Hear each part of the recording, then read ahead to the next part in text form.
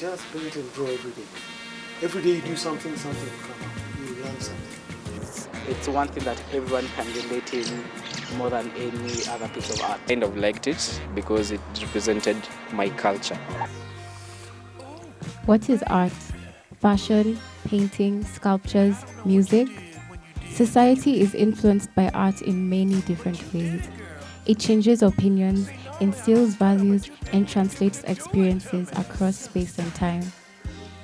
Art is communication, and music is a substantial part of this because whether you listen to it digitally or using a vinyl like I do, it communicates a message. Music is art. Throw my phone out the window, there's no player in me. Those days are through. Those days are over, baby. My working style as someone who works based on feel. Feel is mostly what is intended in the music rather than what basically the paper determines. So most times you'd get instructions from a client, but my way of working is based on feel and listening. Thing is the surrounding you keep of your fellow people who are in the same area of art. It usually it puts in a position where you're pushed to greatness. So in my opinion, the best way to grow as a musician and as a creator is the company you keep. But I also worked on the Jamhuri Festival as a recording engineer, which I also enjoyed, and also mostly personal projects that are not yet out. One of the most important tools of art, because it's one thing that everyone can relate in more than any other piece of art. That's my opinion. Yeah, I listen to Kenyan artists, but not all of them, just a few. For example, Nikita Kering and Nyashinsky. Actually, Nyashinsky is my best Kenyan artist. So why do I like Nyashinsky? His music is really good, and the message of the music. Most of the time, I tend to listen more of the message of the music than the beats, or how it makes me. So the message of the music, it's what makes me feel good. Like this song, Now You Know, or Aminia, it somehow encourages me. Painting as an art is important because it helps us feel free, refreshed, and exhilarated. It allows us to see new perspectives on our world, our emotions. Using art as a way of self-expression has been used by various creatives such as Picasso, Basquiat, and Fela Kuti. I've been painting now for 22 years. That's after college.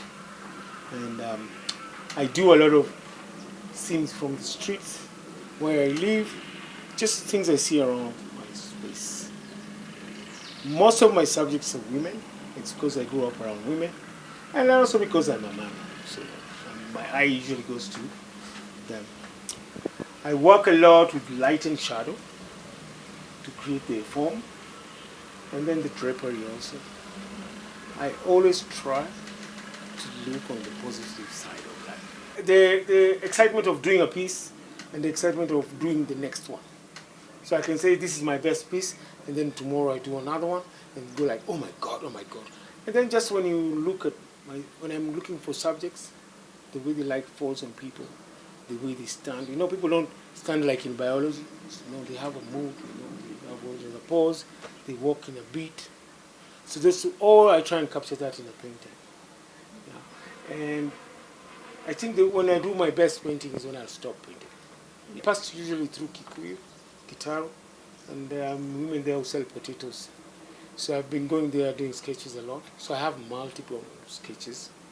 And then I take one and do a painting. So this is actually a study. The main painting is going to be almost two times this size. And there are going to be 3 women. So this is just, I'm trying to touch on how the piece will be. Because there's another one was next here, and there's another one was here. So this, for a small size, I tried one of them. So the next one is going to be almost double this size, same size. I do a background color, so I don't like working from a white canvas. And this one was orange, red, and then some brown. After the three colors have dried, so this is charcoal, I'm using charcoal. Okay, I draw with the charcoal. And then also, when it comes to painting, I try as minimum as possible. And because the light is coming from behind, I'm only painting where the light is falling. Where there is shadow remains as the background. So it's half a painting to make a full painting. It's because I don't need to finish everything because we've seen that. So when you look at a painting, I want you to finish for yourself. Just paint and draw every day. Every day you do something, something will come out. You'll learn something.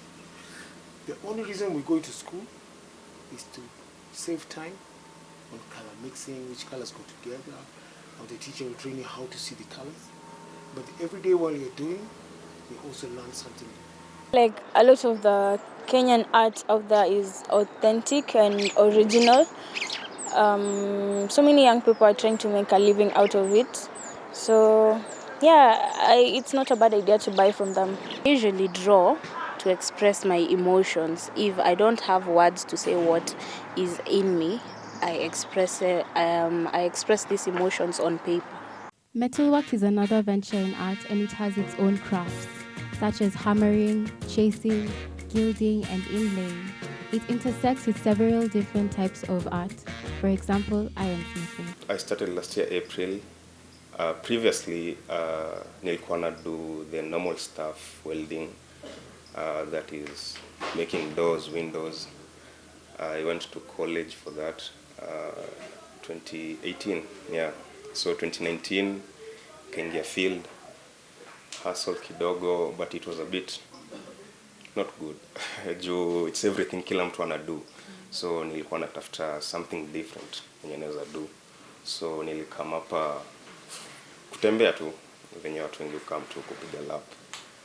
Then I came in here nikapata Alan, the owner of this place, anaitwa Alan Oyugi. Yeah, we had a chat. Coincidentally alikuwa anatafuta msee mwenye atakuwa na mfanyia kazi hapa juu alikuwa anapeana kazi commission huko nje, ina take long, alafu ikikam akiletewa inakam na makosa, so tena inakuwa ni hustle kutafuta mtu mwenye atakam a rectify.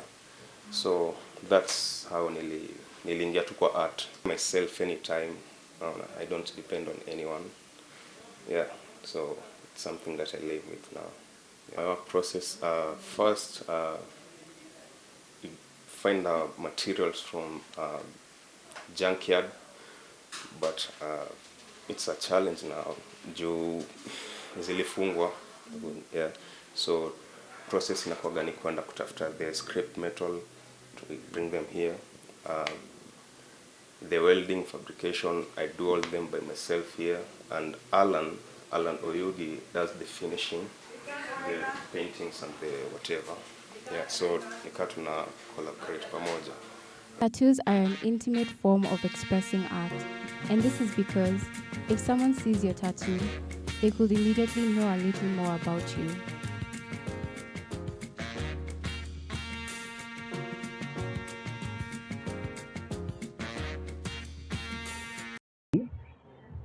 I usually see tattooing as a way of expressing yourself, because every artist has different style of tattooing. How you doing tattooing, you're also doing like spray painting, what else, pencil work. Art is just a way of expressing yourself. Yeah, just people choose different canvas to use. The people who use skin like us with tattooing, who prefer using canvas, then usual canvas in the painting, people like using pencil work. So whatever you're comfortable with as an artist, so just go with that. The client has sent a design before, so I'll go check the design, internalize it, know how I'm going to approach it, know the type of needle I'll use. If it's like a big design that I have to put like several minutes, whatever ink caps, shades of grays. That's what I normally use before the client. So next day when the client is coming up to set up machines, check the machines are running well, check the needles are perfect. Because some you can get some needles that are not exactly the way you want them to be. So you have to check that, then sanitize the area and then get ready for the client. Studio, that's one. Then getting some machines that I need to get that are working better than what I have right now. So I need to work on that. Ink makes a statement. You are now the owner of a piece of fine art. The statements behind tattoos can be vast, both implied and explicit. Whether the point of your tattoo is to garner attention, or if the tattoo represents a movement or a person important in your life. The underlying message is important to the person wearing the tattoo. You have to, okay, if your hair, I'll shave you a bit, then get off the most excess hair. Then after that, clean the area, sanitize the area, then apply the stencil stuff that we normally use to stick the stencil. Then apply the stencil, then let it dry a bit, then set up my machines and start tattooing. It's not too difficult, just a simple step to this approach a cover up. I need to see the design on like personally need to see the design so that I can check whether the old design is bumpy. Some of these designs are a bit bumpy. So if it's bumpy, depends on how bumpy it is. If it's too bumpy, I can't do a cover up on it, because now even if I do a cover up, it's still what I'm going to do to cover it, the bumpy part will still be visible. So for that, I don't approach that. If it's not bumpy, then what I'll do first, I'll get a couple of designs that I know are going to work best to achieve a successful cover up. Then if the client is open to my designs, then you can use that. If the client has his or her own design, you can use that if it's going to cover the tattoo. Now I've learned a couple of skills from watching different artists, but initially the guy who taught me how to tattoo, his name is Nelex. He's based in Mombasa. So he taught me basic stuff with the tattooing machines, how to operate a machine. This is a liner, this is a shader, such things. But over time, I've accumulated skills from watching other artists. And every day, you learn every day. So for me, I don't think I can say like a specific artist has taught me, because I've picked different tricks from every artist. Even the new ones, there's some tricks that an upcoming artist can do that you can't do. Then you're like, that's a cool trick. I can use that. Then you learn that. Then you add it to your skill. These words are permanently inked on the skin so that they can be carried by a person forever as a reminder or as a badge of honor and pride. Art can also be a movement, such as the work that is being done by Ocean Soul. Located in the heart of Karen, it is a flip-flop art group that helps aid in marine conservation, while also keeping the art scene alive in Kenya. Founded by Julie Church in 2006, the organization's core values were to remove trash from the ocean while creating employment opportunities in high-impact areas.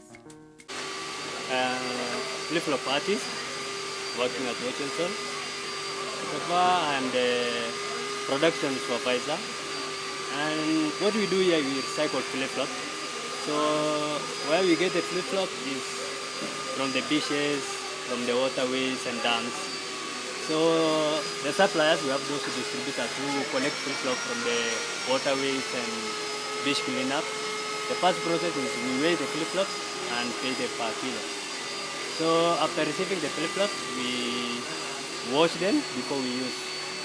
And then the process is, after washing, we dry them. Then we have like process of making like mediums and smalls and larges. So for the smalls and mediums, because we use solid flip-flop only, so we make the blocks. So remember, the flip-flop have been washed, dried, and then they are given to blockers, somebody who do the blocks. Or process of making blocks, we have the die cut, which is metal, and then we have the pressing machine.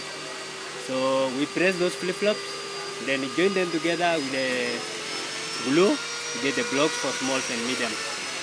Then the other process for the largest and extra largest, because it's patching. So we have also recycled styrofoam. It's made of, it's coming from the fridges, the broken fridges and all those stuff. So we carve those styrofoam and then we patch flip-flops using the glue and then the knife, and that's all. And then the last process is we do finishing with a grinding machine.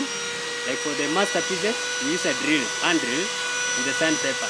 So as you can see, you just sand it and then to get the cutting off from the knife. So, and then from there we have the quality control, where we check everything is standing well, the eyes are fixed well, balanced, and all other stuff. And then the last process is we wash them again, and then we take the shop. 50% of our product we export them. So we have online shop in America, and also all over Europe, like Netherlands, and even in UK. And also we have our shop here at Karen Village, where you can stop by and buy products. Another important part of the art industry is makeup. Makeup artists, much like painters and other traditional artists, create lines using dark colors and blending. They also use stark hard lines to create stopping points for the eyes and for definition.